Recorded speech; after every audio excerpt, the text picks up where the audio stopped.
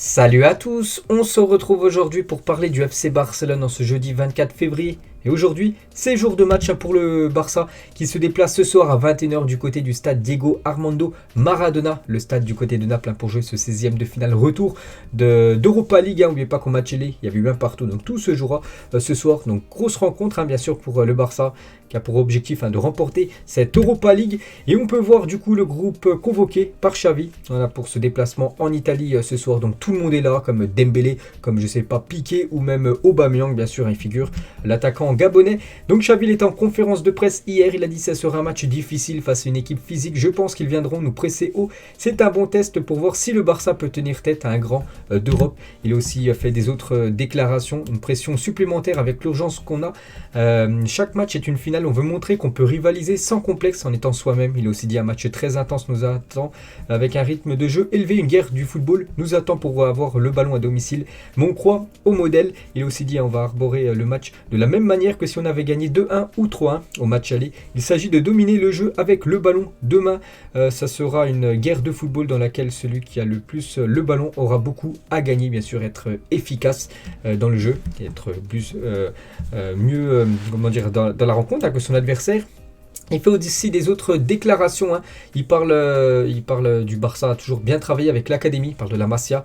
Et quand il a gagné, c'est avec la présence de joueurs de la Masia. Et maintenant, nous avons Gavi, Nico ou même Adama Traoré, un des jeunes de la Masia maintenant, qui figure dans le groupe professionnel Blaugrana. Il a aussi dit, si tu me laisses choisir, je veux bien jouer et gagner. La conséquence de bien jouer est un bon résultat. Bien qu'il y ait eu des matchs où, en jouant très bien, nous n'avons pas gagné. C'est vrai que dans le football, bien jouer ne veut pas dire systématiquement gagner le match. C'est vrai que des fois, il y a des surprises. Et il a aussi dit par rapport à ce stade, voilà, le stade Diego Armando Maradona, c'est un honneur de jouer dans ce stade. C'est un footballeur qui nous a tous émus et continue de nous émouvoir quand nous regardons ses vidéos. Parlons bien sûr de la légende argentine Maradona. Donc Messi est apparu car sinon nous dirions sans aucun doute qu'il était le plus grand de tous les temps. En parlant bien sûr du regretté Maradona. Ter Stegen lui aussi, il est en conférence de presse hier. Nous traversons une bonne période et nous avons progressé dans de nombreux domaines en faisant un pas en avant. Donc voilà ce que dit Ter Stegen. Il a aussi dit, je n'accorde pas beaucoup d'importance à ce que je vois. Eli, c'est le football et chacun peut analyser ce qu'il veut. Mais au final, c'est moi qui sais. Le travail des journalistes ne me dérange pas. Il a aussi dit, certains journalistes écrivent des choses pour mettre de l'huile sur le feu. Je le vois et je le sais parce que c'est ton travail. Mais je suis calme parce que je sais ce que je fais les choses bien. En gros, il dit aussi, je fais parfois des erreurs, mais c'est le football, je donne toujours 100% dans tous les matchs. Donc voilà, quelques déclarations de Ter Stegen, bien sûr, qui sera une pièce très importante du 11 Blaugrana ce soir, vu que c'est quand même le gardien. Et bon feeling pour le match de ce soir, voilà pour...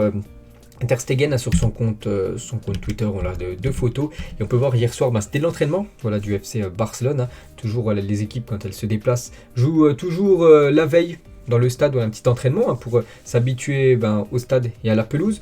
Donc voilà quelques photos. On peut voir les deux pépites, Pedri et le jeune Gavi, Adama Traoré bien sûr. C'est exercé à faire quelques frappes ou passes du côté de ce stade Maradona. Et on peut voir Aubameyang qui commencera certainement titulaire ce soir. Voilà l'équipe bien sûr, Blaugrana du côté de Naples. Et quelques autres photos, donc ça c'était à l'arrivée du côté de l'Italie. On peut voir Ousmane Dembélé sur Instagram bien sûr. Et on peut voir qu'il pourrait même commencer titulaire les gars, Ousmane Dembélé d'après Mundo Deportivo. On peut voir qu'ils ont mis cette compo ce matin. Donc voilà le 11, normalement le 11 probable. Bon après on connaîtra le 11 officiel à 20h, 1h avant le coup d'envoi. Donc Ter Stegen, bon ça je pense pas qu'il y a de surprise, devrait commencer titulaire. Alba, Araujo, Piqué, Sergino Dest à la place de Daniel Vest qui n'est pas noté dans les joueurs qui peuvent jouer à l'Europa League. Donc ça sera certainement Dest en plus qui a fait un bon match contre l'équipe de Valence. Milieu de terrain, Pedri, Busquets et Gavi. Donc voilà, il commence à ressortir ce milieu de terrain. C'est que Frenkie de Jong, je sais pas pourquoi il n'est pas dedans. Est-ce qu'il est suspendu ou est-ce qu'il le fait, il fait tourner un petit peu Xavi, je ne sais pas, mais ça pourrait être ça le milieu de terrain. Et devant, Adama, normalement côté droit, Aubameyang avec son triplé, il devrait recommencer titulaire. Et Ousmane Dembélé pourrait commencer côté gauche, donc Ferran Torres pourrait commencer sur le banc. Après, comme j'ai dit, c'est seulement une compo probable. On connaîtra cette compo quelques minutes avant le coup d'envoi. Et Spalletti, l'entraîneur de Naples, donc l'adversaire, il a dit Barcelone est vraiment fort. Ils avaient Léo Messi, mais ils ont la même qualité maintenant avec de grands joueurs partout sur le terrain. Les deux équipes essaieront de ne pas aller en prolongation. Ça, ce serait bien sûr. Parce que voilà, le Barça joue dès ce week-end à un autre match de championnat. Donc si on peut éviter la prolongation, c'est toujours ça. La couverture du jour, d'après Mondo Deportivo, juste gagner. C'est voilà l'objectif. Peu importe la manière, bon après c'est toujours mieux de gagner avec la manière, mais même si il n'y a pas la manière, voilà l'objectif c'est vraiment de gagner pour essayer d'aller plus loin, de faire un beau parcours en Europa League et pourquoi pas avoir l'objectif de remporter cette compétition. Donc voilà la une de ce journal. Et Maradona vous regarde, donc voilà la magnifique affiche du FC Barcelone, voilà le Twitter par rapport à ce match ce soir avec cette légende Maradona qui a joué du côté du Barça et aussi du côté de Naples.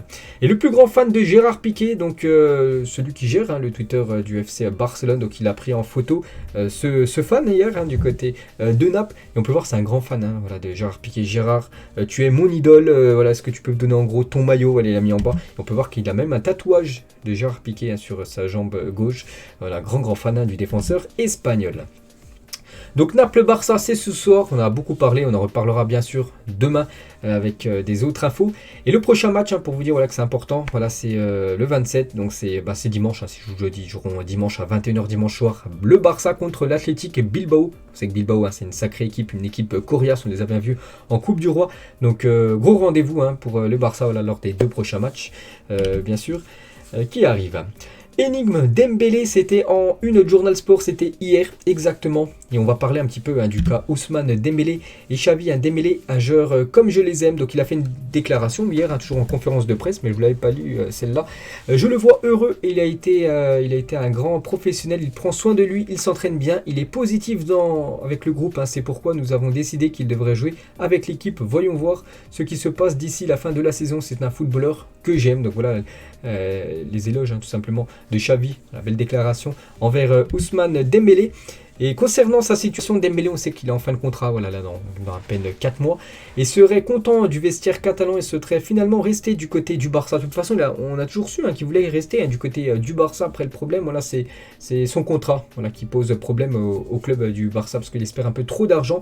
Donc le club n'a pas fermé la porte concernant une prolongation de contrat, mais voilà, il devra bien sûr être sur ce que veut le Barça, lui donner en salaire, ils ne pourront pas lui offrir ce qu'il demande tout simplement. Et Dembélé veut toujours rester, le joueur se sent heureux et apprécié dans le vestiaire, le Barça ne lui fera plus d'offres. Si le Français veut vraiment rester, il devra faire le premier pas auprès de la direction et accepter certainement ce que propose le Barça aux joueurs français. Donc voilà, Dembélé les gars, c'est toujours, il peut toujours signer bien sûr, prolonger du côté du Barça. Après voilà, il touchera pas autant d'argent qu'il le souhaite.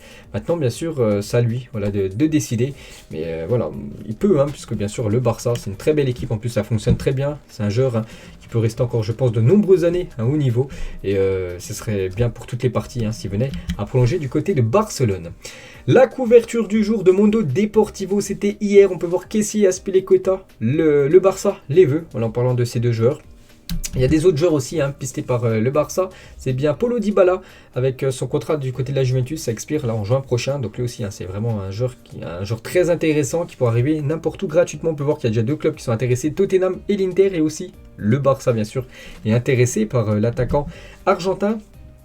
Une déclaration de Javier Tebas qui veut Haaland et Mbappé en Liga la saison prochaine. Donc Javier Tebas, c'est président de la Ligue de football espagnole. Je préfère Haaland au Barça et Mbappé à Madrid. Je veux que nous revenions à cette époque de Messi et Ronaldo où nous avons eu deux grands joueurs qui étaient dans les deux meilleures équipes du monde. Le Barça et le Real Madrid avec Ronaldo et Messi. Donc voilà ce qu'il aimerait simplement Javier Tebas. Et concernant Erling Haaland, qui est quand même une sacrée piste du côté de Barcelone, aucun accord entre Haaland et un club. La course est toujours ouverte entre le Barça, le Real et Manchester City. Bon, on peut ajouter aussi deux autres clubs comme le PSG et le Bayern qui sont intéressés, mais bon, ce serait plus un club espagnol pour lui. Et ce soir, n'oubliez pas que Dortmund joue aussi un match d'Europa League pour se qualifier pour la suite de la compétition. Ils ont perdu 4-2 au match aller, donc ils sont mal embarqués. En plus, c'est un match cette fois-ci à l'extérieur, c'est du côté des Glasgow Rangers. Et en cas d'élimination en Europa League, ce soir, Haaland pourrait décider dès ce vendredi, donc dès demain, son avenir, affirme le journal Lasser. Donc il dispose de 5 offres, on peut voir les 5 clubs. Mais bon, il y a surtout deux clubs voilà, qui sont prioritaires, hein, seraient le Real et le Barça, les deux clubs espagnols. Et Aubameyang, joueur du Barça par rapport à Haaland, je suis toujours pour la compétition saine positive, mais s'il vient un jour ici, ce serait un honneur de jouer avec lui. Bon, après, ce serait une énorme concurrence hein, pour Aubameyang qui est numéro 9. Haaland est numéro 9. Après, voilà, ce serait le meilleur, et bien sûr, qui jouerait, mais voilà, ce serait une énorme recrue hein, d'accueillir Haaland du côté de la Catalogne. Abidal affirme qu'il suivait Anthony quand le joueur jouait au Brésil à l'époque. Maintenant, c'est un joueur de l'Ajax. Il a encore fait un beau match hier du côté du Benfica pour un match de 8e de finale de Ligue des Champions. Il fête même aujourd'hui son anniversaire. Il fête aujourd'hui ses 22 ans, le jeune Anthony. On peut voir qu'il a été pisté à l'époque hein, par l'équipe Blaugrana. Ramon Planes, donc c'est l'ancien secrétaire technique du Barça, a révélé que Barcelone avait manqué 3 joueurs de peu, Dusan Vlahovic, Locatelli et Lautaro Martinez. Donc c'est dommage, hein, c'est vrai qu'ils ont loupé de très peu voilà, ces 3 joueurs. Et toujours avec Ramon Planes, il a aussi dit hein, au début, nous pensions qu'il était difficile pour Pedri de rester avec toutes les offres de prêt qui lui parvenaient. Cependant, Koeman avait besoin de 2 séances d'entraînement juste pour voir à quel point il était bon et parier sur sa survie. Il a aussi dit, hein, lorsque nous avons signé Pedri, les gens nous ont critiqué pour avoir investi autant d'argent dans un jeune joueur. L'accord avec Pedri, y compris les bonus, nous a coûté 20 millions d'euros. C'est un jeune joueur de Las Palmas, il était jeune, hein, parce qu'actuellement il a toujours 19 ans. Donc il est arrivé au club il y a déjà 2 ans, il avait seulement 17 ans. Voilà. Mettre autant d'argent, 20 millions d'euros sur un joueur de 17 ans, c'est beaucoup. Donc à l'époque, ils avaient été critiqués. Hein. Par exemple, Ramon Planes, on peut voir qu'au bout de 2 ans, voilà. Maintenant, je pense plus que les gens le critiquent. Hein. Et ils ont bien fait hein, d'avoir investi peu d'argent voilà, sur Pedri. Et on sait que s'imagine il part dans le futur, hein, dans un autre club, hein, ça pourrait être x5 hein, niveau bénéfice. Aubameyang, il est impossible de dire non au Barça, c'est une chance unique dans la vie. Hein. Voilà ce que dit hein, Pierre-Emerick Aubameyang. Je veux gagner des matchs et je veux gagner cette Europa League avec le Barça. Donc si on veut la gagner, on doit d'abord gagner ce match contre Naples hein, ce soir. Mon rêve ici, gagner la Ligue des Champions et la Liga. Donc voilà des gros objectifs. Hein. En gros, gagner quasiment tous les gros trophées. Gagner l'Europa League, gagner la Liga et gagner la Ligue des Champions. Pourquoi pas, bien sûr. Toujours avec Aubameyang, donc Lobo plutôt Carrasco, consultant spécialiste du Barça sur El Chiringuito, hein, cette émission sportive en Espagne. En ce moment, au Barça, je mettrais Aubameyang devant Haaland. Voilà, s'il y avait les deux joueurs du Barça, donc il mettrait plus Aubameyang devant Erling Haaland, hein, qui est souvent blessé comme ces dernières semaines, le joueur norvégien. Ensuite, une grosse info concernant le Classico, et c'est officiel, hein, le Classico au Real Madrid. Barça, match retour de la Liga se jouera, ça sera un dimanche soir, donc ça sera le dimanche 20 mars à 21h, hein, voilà c'est officiel, la date a été dévoilée hier dans la soirée, donc gros match en plus en prime time, hein, ça sera pas un classico en plein après-midi comme on a pu voir hein, dernière fois, les derniers coups, donc là ça sera voilà, un dimanche soir, donc parfait hein, bien sûr, on attend tous hein, cette énorme rencontre. On va parler de Jordi Alba et on peut voir que Jordi Alba, les passes décisives de Alba en Liga au cours des dernières années, on peut voir qu'il fait mieux que les 2 dernières saisons, parce que les 2 dernières saisons, il avait réalisé 5 passes D tout au long de la saison. Et là, il est déjà à 6 passes D, alors qu'il reste encore quand même quelques matchs hein, du championnat espagnol. Donc voilà pour vous dire, hein, qu'il marque, il délivre beaucoup de passes D, hein, ce record toujours lors de la saison 2017 jusqu'à 2019, 2 saisons consécutives où il a réalisé 8 passes décisives en Liga. Rafa Marquez, ancien défenseur du Barça, défenseur mexicain, quelques déclarations de sa part. Tôt ou tard, je reviendrai au club. Peut-être que quand j'aurai fini d'obtenir ma licence d'entraîneur cet été avec Laporta comme président, j'allais prendre les juvéniles A, donc l'équipe junior. Et à cause de problèmes administratifs, je n'ai pas pu. Ça m'a aidé à mieux me préparer. Il a aussi dit, hein, le Barça de Xavi n'allait pas changer du jour au lendemain. Déjà, quand il jouait, c'était lui qui menait l'équipe. Maintenant, avec une équipe derrière lui, je pense qu'ils vont beaucoup s'améliorer. On peut voir hein, quand même la patte Xavi hein, lors des derniers matchs. Il a aussi dit, hein, je pense que Pedri a un avantage sur les autres. Il joue à un niveau spectaculaire, tout comme le jeune Gavi lors de ses premiers matchs. Ils ont les Corones pour jouer dans une situation difficile pour le club. Il a aussi dit hein, par rapport à Araujo, Araujo a des capacités énormes, il est jeune et il va apprendre beaucoup de choses hein, du côté de Barcelone. Donc voilà ce que dit Rafa Marquez hein, par rapport à quelques joueurs du Barça, par rapport au club. Hein, il aimerait revenir voilà, dans cette équipe du Barça et pourquoi pas dans le futur, parce qu'il va passer actuellement ses diplômes d'entraîneur, être entraîneur du Barça, bien sûr, dans le futur, hein, parce qu'actuellement c'est Xavi. Et toujours avec Araujo, les gars, une petite photo de lui avec sa copine, hein, en espérant une belle partie hein, de Araujo qui va commencer titulaire ce soir, normalement. On peut voir ce 11 Blaugrana à l'époque, hein, c'était à l'époque de Thierry Henry, Zlatan, on peut voir bien sûr Iniesta ou même Carles Puyol. Une déclaration de Kun Agüero joueur du Barça, enfin ex-joueur du Barça, parce qu'il a dû prendre sa retraite, sur sa retraite forcée. Les médecins m'ont dit que j'avais eu de la chance, car j'aurais facilement pu avoir une crise cardiaque sur le terrain, lors de ce match où il avait senti quand même son cœur s'emballer. Donc voilà, pour vous dire que c'était très très grave, donc il a pris quand même la bonne décision d'arrêter sa carrière. Et concernant maintenant son futur, donc le football pour lui c'est fini, il ne peut plus jouer au Qatar pour la Coupe du Monde en fin d'année. Oui, on en parle encore du rôle que j'aurai. Je pourrais aller au tirage au sort, en tout cas je serai avec les garçons, donc il aura certainement une place dans le groupe, on va dire, de l'Argentine, pas en étant joueur, en étant quelqu'un dans le staff, bien sûr, pour parler peut-être aux jeunes joueurs argentins, bien sûr, pour préparer à cette Coupe du Monde fin d'année. On va parler d'un autre Argentin, c'est Léo Messi. Quand Lionel Messi s'entraînait devant ses propres exploits du côté de Barcelone. Voilà une petite photo de Léo Messi. Le Camp Nou, ce magnifique stade. N'oubliez pas que le Camp Nou va être rénové un peu comme le Bernabéu du côté de Madrid. Je ne sais plus quand commencent exactement les travaux, mais je sais que les fins de travaux, normalement, c'était aux alentours de 2026. Mais bon, là, ça devrait commencer, parce que ça prend quand même quelques temps.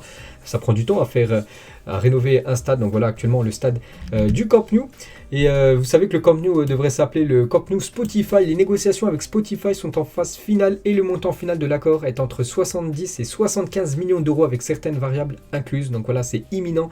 La signature officielle, le partenariat officiel avec Spotify, qui devrait devenir le nouveau sponsor du Camp Nou, des maillots d'entraînement et du maillot numéro 1 bien sûr, du Barça.